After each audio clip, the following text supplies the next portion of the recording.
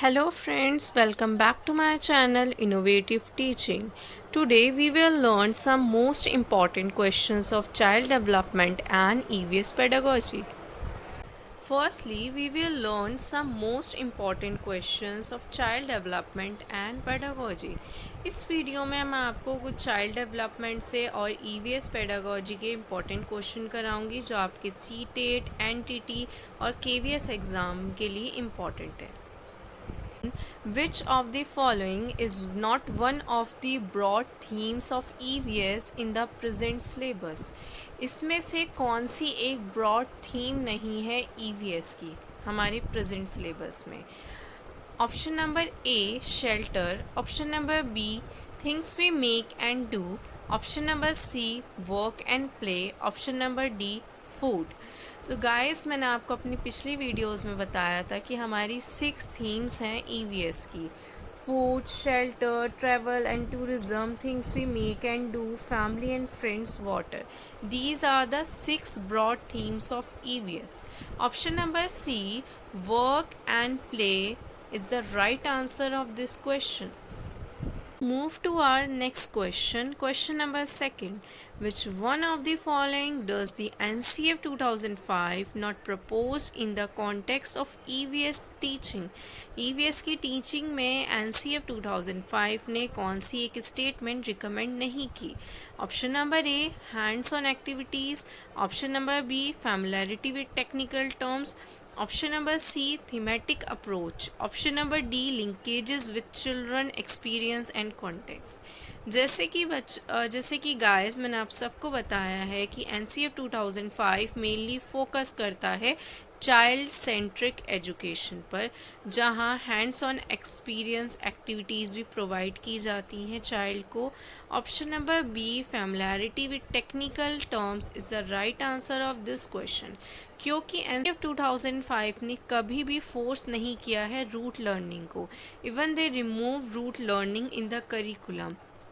So option number B, familiarity with technical terms, is the right answer of this question. NCF 2005 has not recommended any prescribed curriculum and test book for EVS of classes 1st and 2nd. The most appropriate reason for this is जो हमारा NCF national curriculum framework 2005 ने कौन सी ऐसी recommend नहीं करा curriculum या text book EVS के अंदर. इसके मेरे लिए कौन सा अप्रोप्रिएट रीज़न है कि NCF 2005 ने कौन सी प्रिस्क्राइब करिकुलम में कौन सी एक स्टेटमेंट इंक्लूड नहीं करी? Option number A to reduce the load of curriculum, कि करिकुलम का लोड रिड्यूस करने के लिए. Option number B EVS is only for classes 3rd onwards, की EVS जो है वो बच्चों को पढ़ाई जाती है 3rd क्लास से, 1st और 2nd क्लास में नहीं पढ़ाई जाती. लेकिन हमने क्या पढ़ा था कि NCF 2000 करिकुलम में कि 1st और 2nd क्लास में भी बच्चों को EVS एक इंटीग्रेटेड वे के थ्रू पढ़ाई जाती है इंग्लिश और मैथ्स में. Option number C learners in classes 1st and 2nd can not read and write. ऐसा है ही नहीं कि जो बच्चा है वो 1st और 2nd में वो पढ़ना भी सीख जाता है और लिखना भी. Option number D to provide a contextual learning environment, कि NCF 2005 ने ये रिकमेंड किया है कि 1st और 2nd class even 3rd class में या हर क्लास में EVS की कि बच्चों को एक कंटेंट बेस्ड नॉलेज प्रोवाइड की जाए. उन्हें रूट लर्निंग नहीं, उन्हें वो प्ले वे मेथड के थ्रू जो बच्चे हैं हैंड्स ऑन एक्टिविटीज़ के थ्रू बच्चे किसी चीज़ को समझ सके, उस कॉन्टेक्ट को समझकर उसकी प्रॉब्लम सॉल्व कर सके, जिससे बच्चों के अंदर decision making skill, problem solving skill, logical thinking skill develop हो थ्रू EVS सब्जेक्ट से. तो option number D to provide a contextual learning environment is the right answer of the. If a student wears some odd dress and attend your class, you will do. अगर कोई छात्र आपकी class में कोई एक भद्दा या अजीब वस्त्र पहनकर आए तो आप क्या करेंगे? As a teacher what to do? So option number A, ask the student not to attend the class, कि आप उस स्टूडेंट से ये कहोगे कि वो क्लास अटेंड ना करे क्योंकि वो स्कूल यूनिफॉर्म नहीं पहन के आया, वो कैजुअल यूनिफॉर्म पहन कर आया है। Option number B, make a joke of him, या आप उस छात्र का मजाक उड़ाओगे कि वो कैजुअल यूनिफॉर्म क्यों पहन कर आया है पूरी क्लास के आगे, उसकी इंसल्ट करोगे। Option number C, communicate him not to wear such clothes, या उस बच्चे से जो टीचर है वो कम्युनिकेट करेगा कि रीज़न क्या है कि आप ऐसे वस्त्र क्यों पहन के आए हो, आप स्कूल यूनिफॉर्म क्यों नहीं पहन के आए, आप कैजुअल यूनिफॉर्म क्यों पहन कर आए हो। या option number D, not given any attention और इट, आप उस छात्र पर कोई अटेंशन नहीं दोगे, ना आप उसको देखोगे। So what is the right answer? Option number C, communicate him not to wear such clothes is the right answer of this question। कि एज अ टीचर आप ये कहोगे, सबसे पहले आप कम्युनिकेट करोगे, बच्चे से रीज़न जानोगे कि वो बच्चा क्यों स्कूल यूनिफॉर्म नहीं पहन के आया, कैजुअल यूनिफॉर्म क्यों पहन कर आया है। So option number C, communicate him not to wear such clothes is the right answer of this question. Move to our next question. Question number 5. You are giving the topic of social value among students. How will you teach them? कि आपको एक topic मिला है social value among students, तो कैसे पढ़ाओगे आप students को। Option number A, by telling them about good people, कि आप उन्हें बताओगे कि अच्छे इंसान में ये क्वालिटीज़ होती हैं। Option number B, by developing sense of discipline, या आप छात्रों के अंदर डिसिप्लिन की जो एक हैबिट है वो डेवलप करोगे।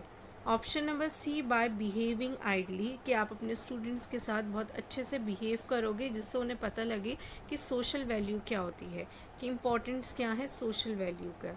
Option D, by telling them good stories, कि आप उन्हें एक अच्छी स्टोरी सुनाओगे कि सोशल वैल्यू क्यों इम्पॉर्टेंट है आज की लाइफ में और आप कैसे बिहेव कर सकते हो, सिंसेरिटी, और आप कैसे सोशल वैल्यूज़ को अपनी लाइफ में अपना सकते हो।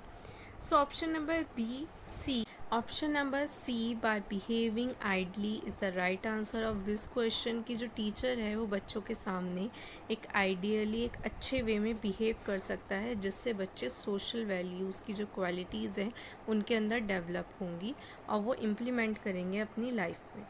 अब हम स्टार्ट करते हैं अपने चाइल्ड डेवलपमेंट के कुछ इम्पॉर्टेंट क्वेश्चन। इस वीडियो में मैंने चाइल्ड डेवलपमेंट के कुछ इम्पॉर्टेंट क्वेश्चंस मैंने आपके लिए लाई हूँ जो आपके CTET KVS NTT एग्ज़ाम में बेनिफिशियल हैं। Number 1, what is the period that initiate the transition to adulthood is, वो कौन सा पीरियड है जो एक ट्रांजिशन है एडल्टहुड का। Option number A, adolescence. Option number B, early childhood. Option number C, later childhood. Option number D, concrete operational stage.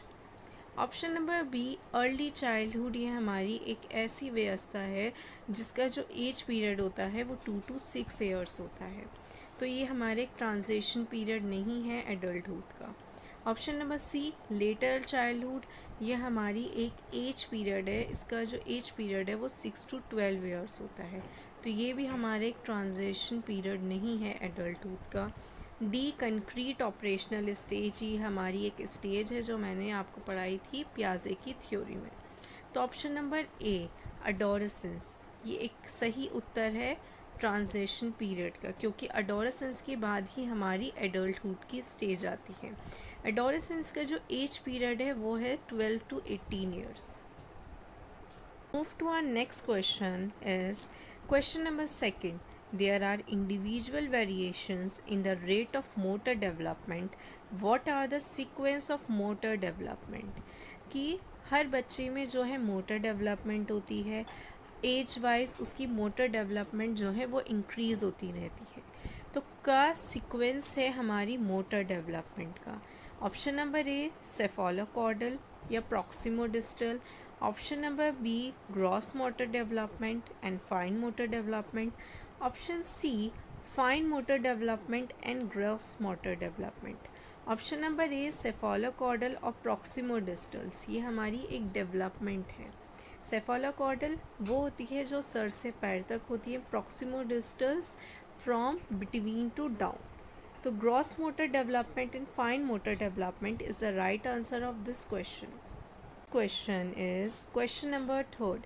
According to the World Health Organization, the adolescence age child is.